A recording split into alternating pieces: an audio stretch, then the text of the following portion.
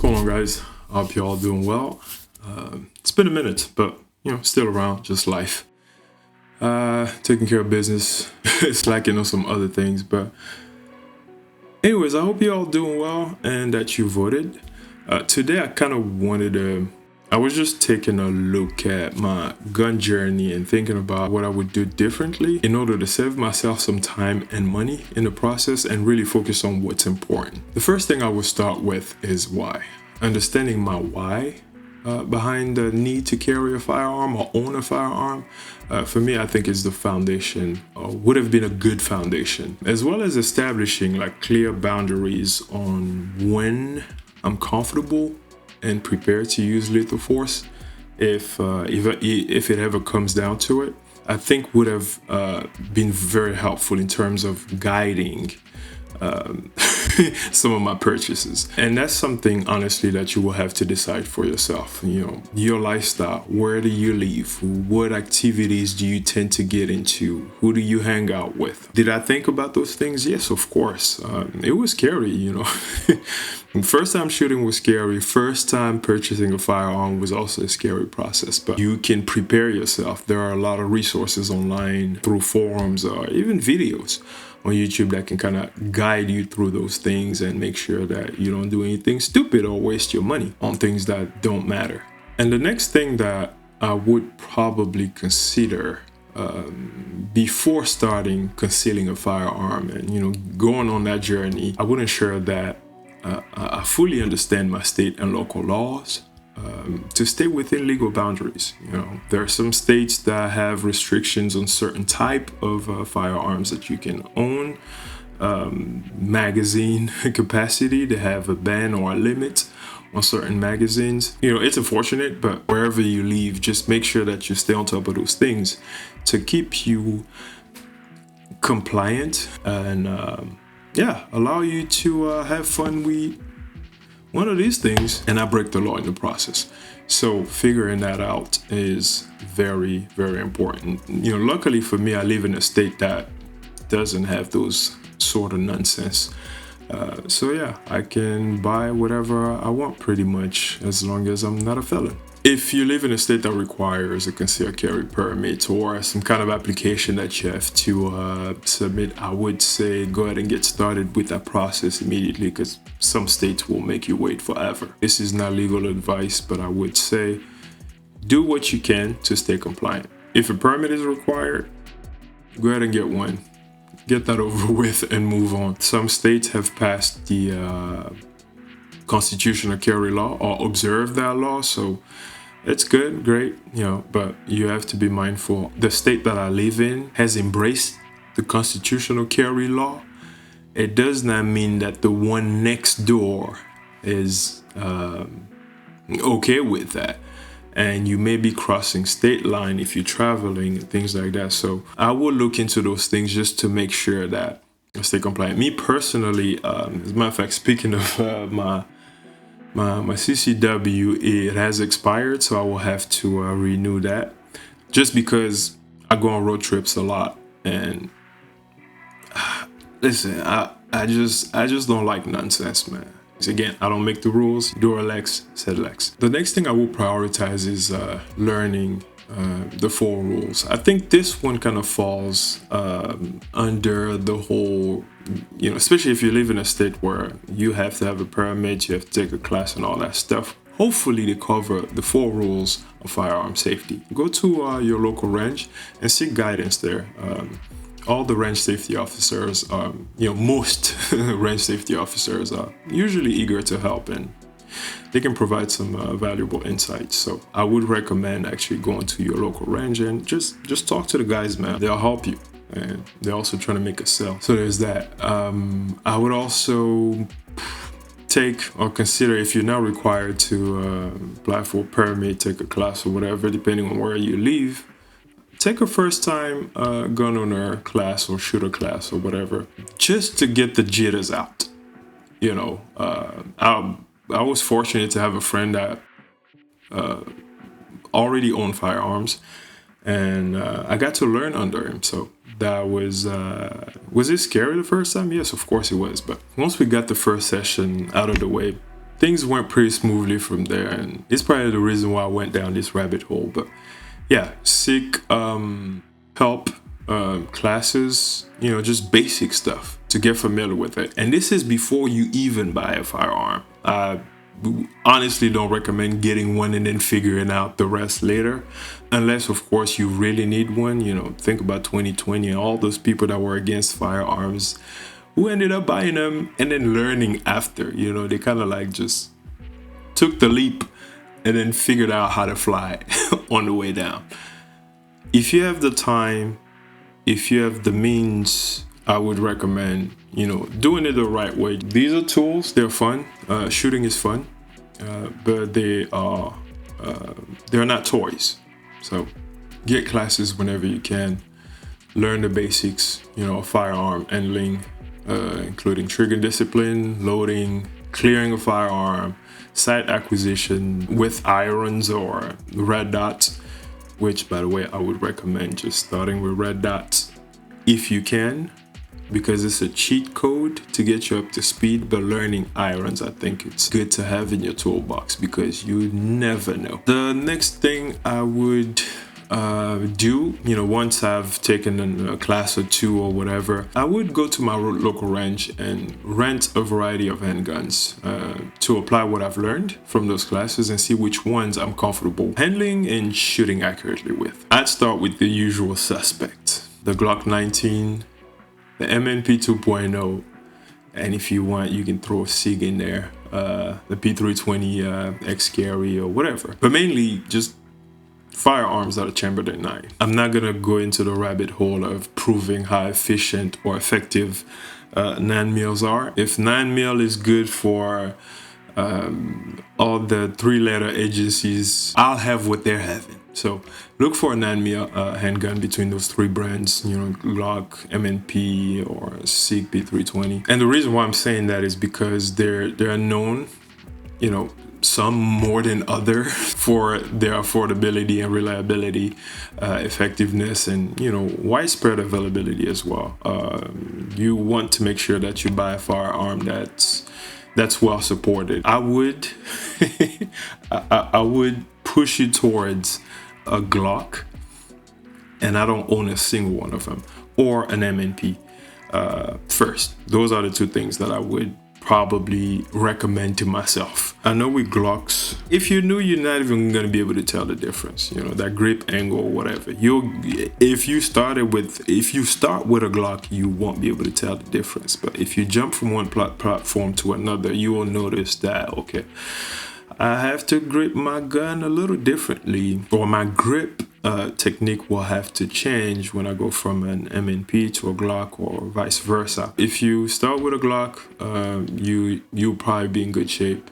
You can find parts everywhere, especially if you shoot a lot. You may want to go with a platform that's very well supported, because you will break parts. Your barrel at some point will have to be replaced, but that's going to take a long time before you get to that point. But the small parts, internals in the slide. I got an MNP that came with a messed up striker block spring, brand new, but I had to change that. Without ever firing the gun, it was already broken. So that happens. I'll probably just leave SIG out for now.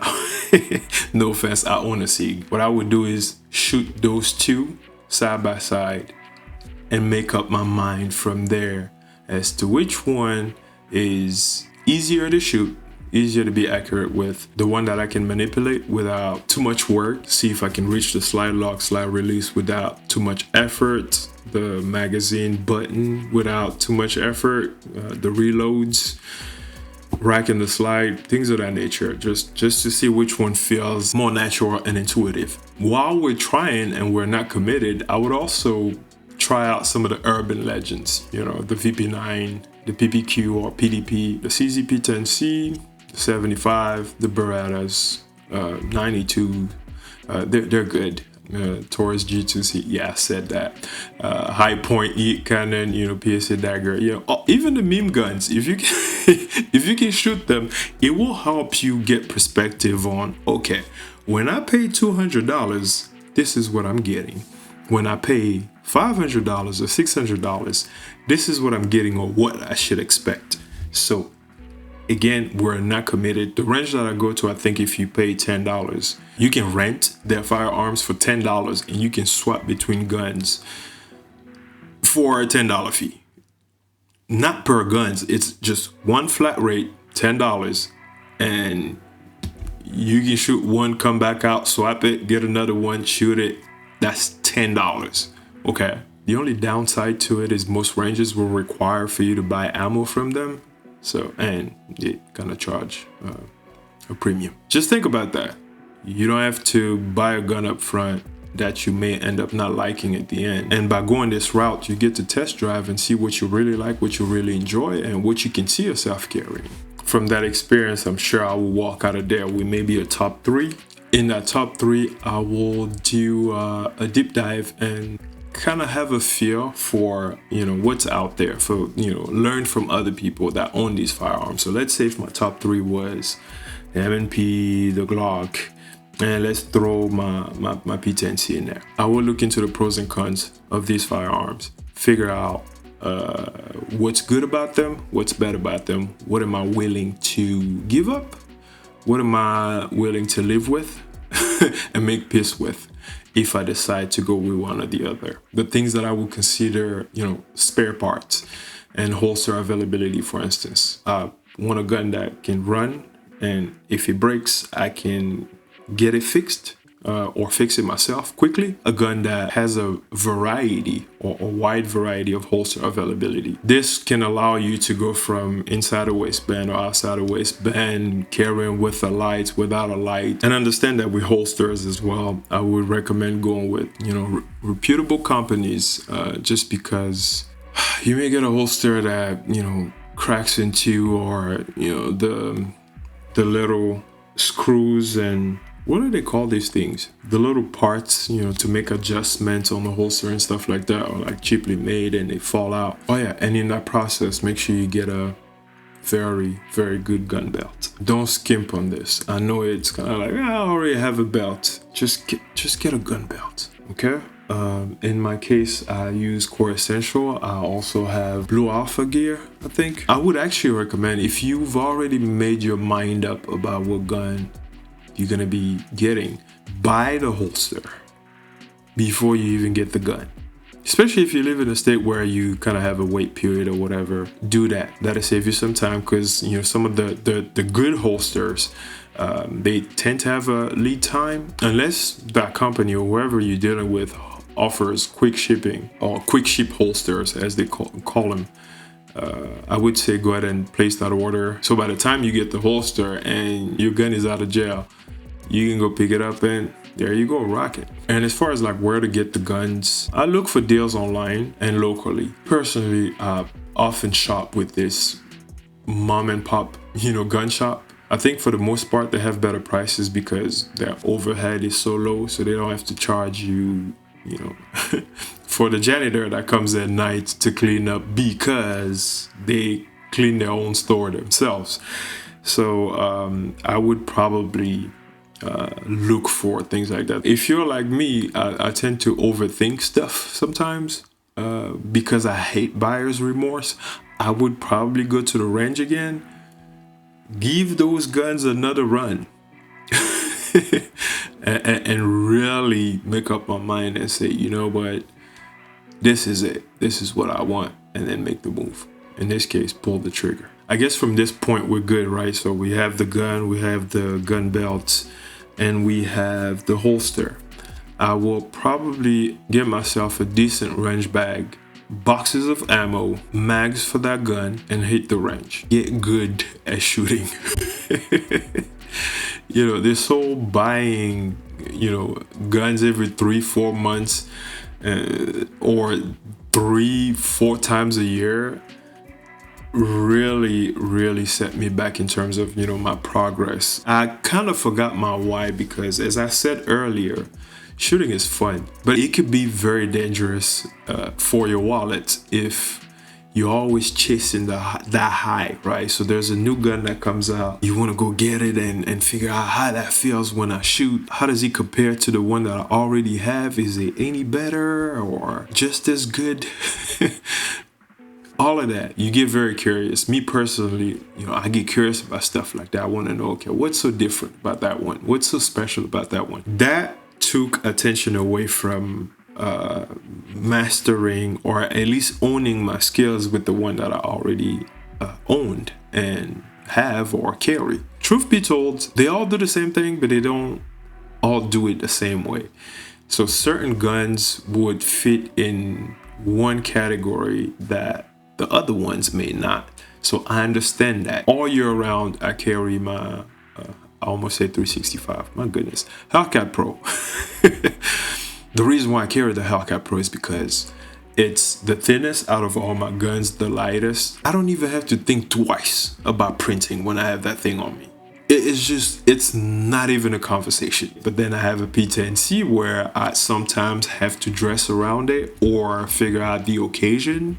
And that's the thing too, like when you buy holsters, I always talk about lifestyle.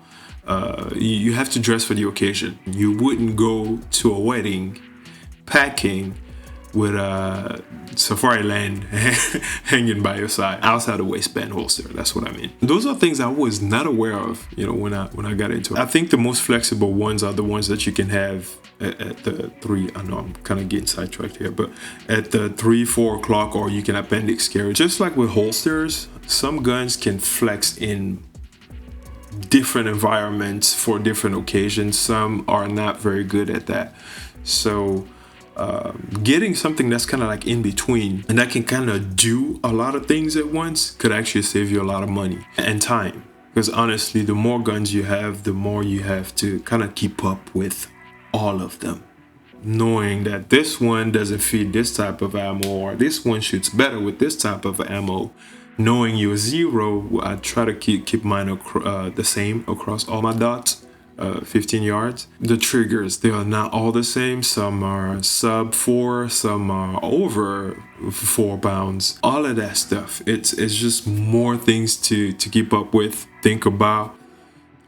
And I think that kind of slowed me down in terms of getting good with what I already owned from the jump. And I didn't make a good decision. I think my first handgun, I regret buying the handgun. The funny thing is Springfield came out with a Mod 3 version of it because I had a Mod 2 of that, what was it, XD Mod 2 subcompact grip zone.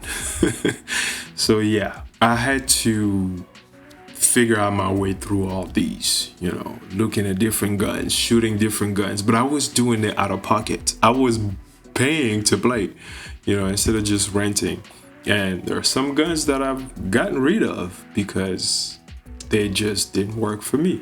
Sometimes this PDP just doesn't feel like it's right for me. I've been changing back straps for the past month, just playing around to see if I can find one that really fits my hand and kind of works with my hand grip and all that stuff. So there's that. Again, buy ammo, buy a good belt, a good range belt, a good range bag so that I can carry all the stuff that I take with me. A timer. Believe it or not, I actually don't have a physical timer because, again, I overthink stuff. I use an electronic one from it's just an application actually, and because I wear my Bluetooth earplugs and my Ear Pro on top of them, I can actually hear instructions from the app. That's pretty fun. And I see that T-Rex Arms also came out with a shooting app, which is fun, so I'll look into that as well. An actual shot timer, like they were between $100 and $120. It took me like, I still have it in the cart. It's been sitting there for a while, but I've bought guns that are maybe 5-6 times more expensive than that shot timer. And yeah, so priorities, that's what I would do. I will prioritize the right way and remember my why. I love guns, but I have to admit to myself that I went about it a funny way. Do I regret it sometimes? Not really, because of what I've learned. And I kind of have an idea of what to expect now from certain brands because of what I've done. But is there a cheaper way to do it? Absolutely. So this video is to save you time, save you money, and help you focus on what's important. We all have our whys. I would say figure out yours from the very beginning before things get very expensive and you end up with more guns than hands and fingers. Anyways, that's all I have for today. I hope you guys are doing well, and I will catch you on the next one. Be well. Take care.